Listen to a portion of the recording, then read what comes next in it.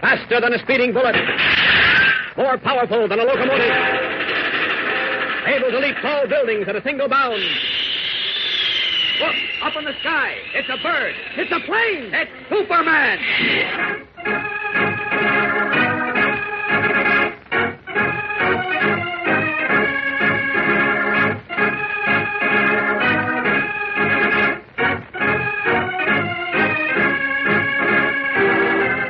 Yes, it's Superman, strange visitor from the planet Krypton, who came to Earth with amazing physical powers far beyond those of mortal men, and who, disguised as Clark Kent, mild-mannered reporter for a great metropolitan newspaper, wages a never-ending battle for truth and justice.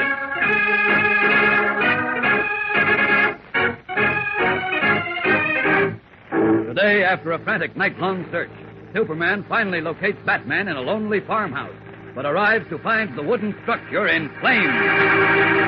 Captain Dawson, are you sure he's in there? That's where he said he'd wait, in the house. All right, then. Have your men stand by with first aid equipment. What are you going to do? What do you think? Go in after him, of course. No, Superman, you can't. Look, the whole place is caving in. It's too late.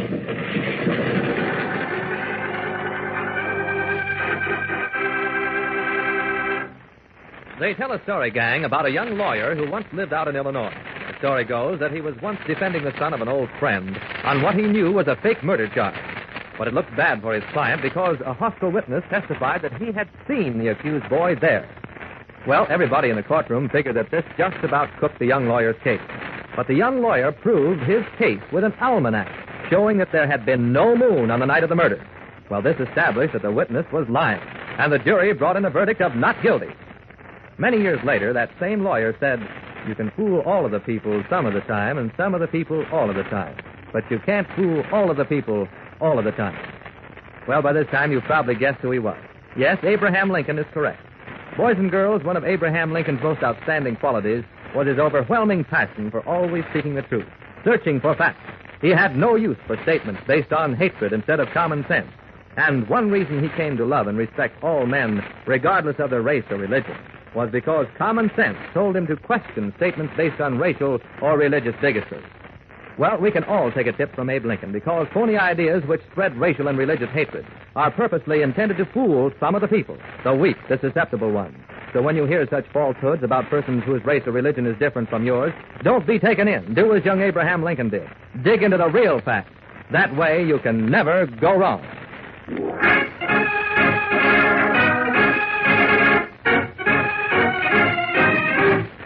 And now, the adventures of Superman. Following the ruthless killer Butcher Stark to a secret rendezvous with the Scarlet Widow at a lonely farmhouse, Batman managed to phone the police and tell them where he was. And they, in turn, passed the information on to Superman, who had been searching frantically for his friend.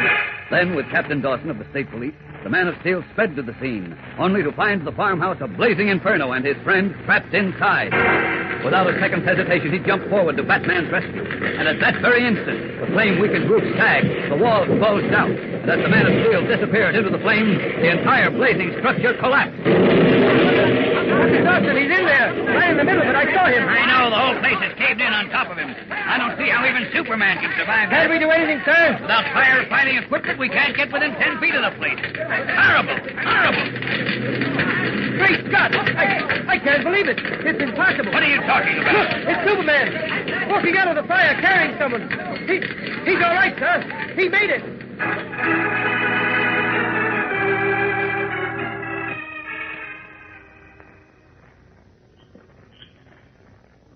How do you feel now, Batman? All right, I guess. You'd better lie still. My men are fixing up a stretcher. We'll get you to a hospital. Hospital, nothing. I'm all right, I said. Take it easy, pal. How in the world did you do it, Superman? Oh, I found Batman on the floor just as the roof started to cave in. I managed to shield him, and that was all there was to it. You mean the house caved in right on top of you? Yes, but I've got a pretty thick hide, Captain. Listen, what about Stark? Did you get him? No, we were too late. Can you tell us what happened, Batman? Sure. He and the Scarlet Widow had a scrap. Stark lost his temper and gave her the full benefit of his voice. Then he broke a lighted kerosene lamp, and that's what started the fire. Oh, sure. And you were listening, so you were knocked out by his voice, too, eh? Yeah, but I saw it coming, so I covered my head with my cloak, blotted out as much of the sound as I could, and then threw his back was to me, so I didn't get the full blast. Good. But the widow... She's dead, Batman. I saw her lying in there, but it was too late to do anything for her. Well, where do we go from here? Well, we've only won half the battle. The more important half is still to come. Getting Stark, you mean? Right. How about it, Captain Dawson? Can we get to work right away? Of course. We'll go back to Lincoln and start the biggest manhunt this state has ever seen. Good. Let's go.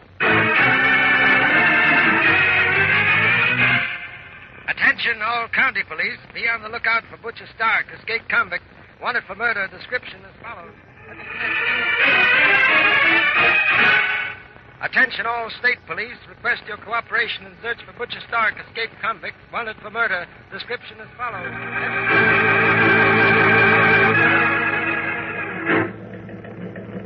State lines are all being guarded, Superman. Every road is blocked. Fine, Captain. What about the neighboring states? They were closed an hour ago.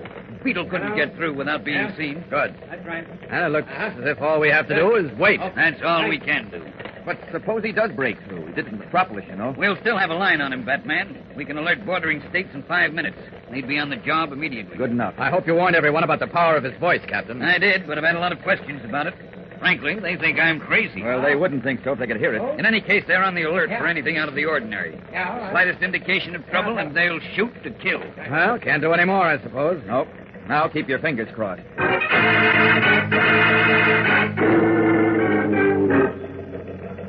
Captain Dawson. Captain Dawson. Yes? Reporting County Sheriff, District 3. Let's have it. Yes, sir. Is it about Stark? Yes, listen. Truck in question found abandoned near outskirts of Brenton. Thorough check reveals man of Butcher Stark's description bought ticket at Brenton Railroad Depot bound for Omaha. Omaha? He's heading east. Now we can start pinning him down. Walters. Yes, sir. Alert the Omaha police. Tell them to check every local that's come through from Brenton and report back to me as fast as possible.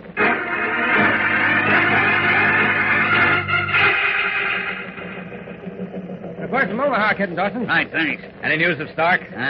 Investigation at Omaha Railroad Terminal reveals that man of Butcher Stark's description boarded Midwest Streamliner bound for Chicago. Chicago. What time does it get there? I've already checked, sir. It arrives at 10:15. 10:15? Well, it's 9:45 now. We can make it all right. Captain, will you notify the Commissioner of Police in Chicago? Tell him to meet that train. Of course. And tell him that Batman and I will be there, too. Let's go, Batman. Right. Thanks a lot, Captain Dawson. Yes, thanks, Captain, and so long. Come on, through this window, Batman. Up, up, and away!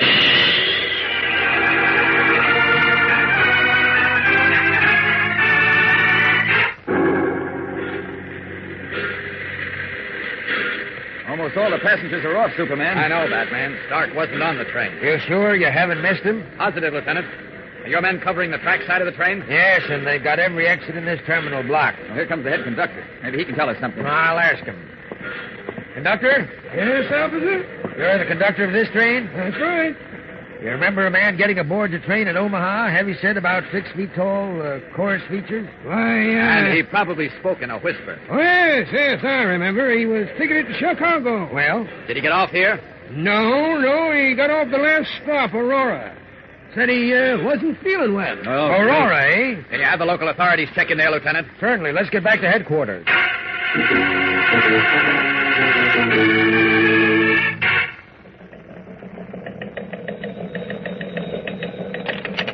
Lieutenant Byron speaking. Yeah? Yeah. You sure? Okay, thanks. Lieutenant, was that... Yes, Batman, that was a report from Aurora. Well? Bad news, Superman. What is it? No trace of Stark can be found there.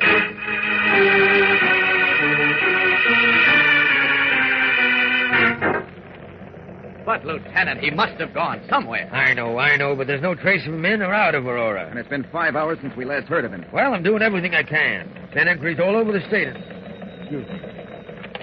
Byron, speak. What's that? Good news, I hope. He did, eh? Well, thanks. Goodbye. Well? Good news this time. What is it? Stark chartered a plane at the Hammond A Airport. plane? For where? He's heading east to Metropolis. That's all we want to know. Come on, Batman, let's go.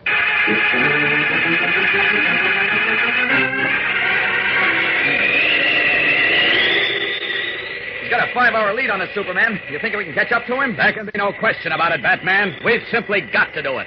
Faster!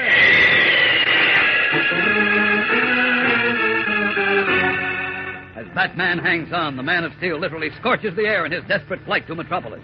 Will they at last catch up with Butcher Stark? We'll know in a moment, gang, so keep listening.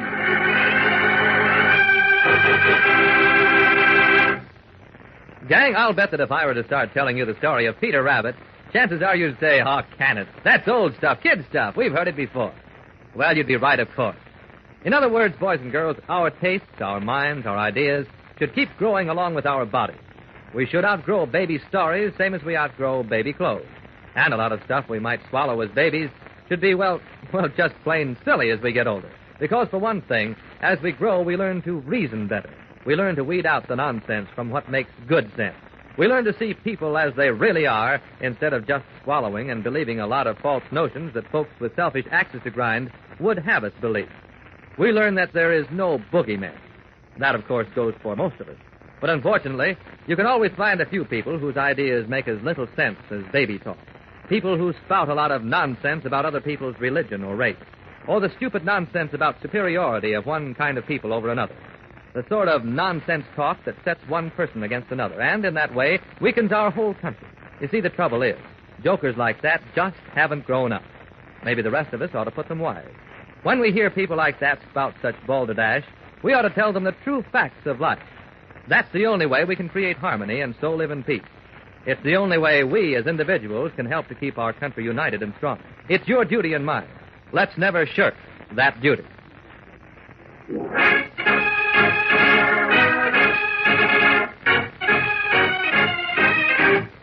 And now, back to the adventures of Superman.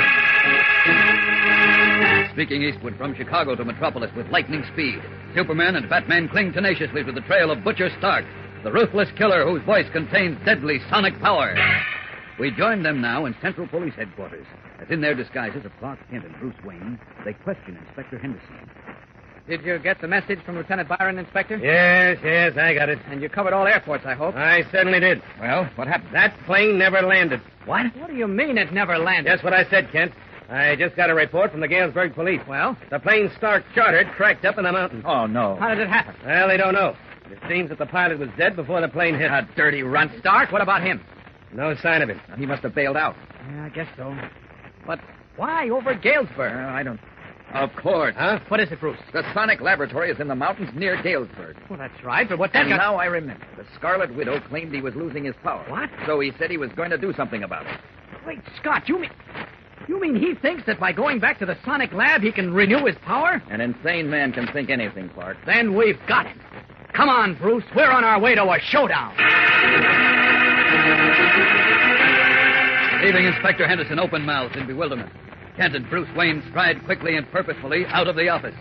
In a short while, Superman will again face the deadly power of Butcher Stark's voice.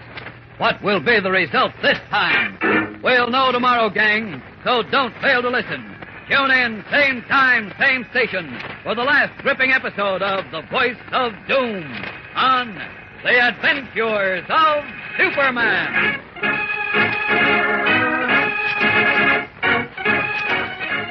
Superman is a copyrighted feature appearing in Superman DC Comics Magazine and is brought to you Monday through Friday at the same time. Watch for the Superman Adventure serial, soon to be shown at your local movie theater.